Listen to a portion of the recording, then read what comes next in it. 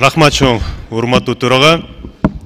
Регламент негизинде бардыгын алып барууга чакырам сизди. Комитеттердин төрагаларын кандай дайындалат, ушундай эле алып коюп атат.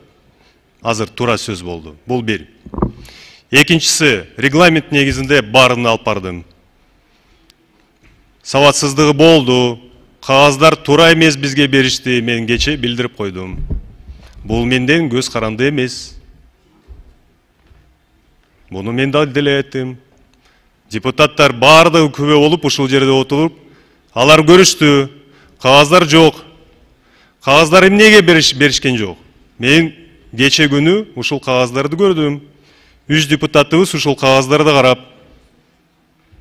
Мен азыр көп нерселерди жарыя албайм. Буну анан кийин депутаттарга ар бирөөгө мен маалымат берем. Бирок тарыхый кагаздарга биз карасак, ушул чаша, ушул суу сактагыч бул Кыргызстандыкы. Бир да кагаз жок. Биз өткөрүп бергенбиз деп. Ошон үчүн мен дагы бир жолу айтып атам. Регламент негизинде алып бардым. Калганы депутаттардын чечими менен болду.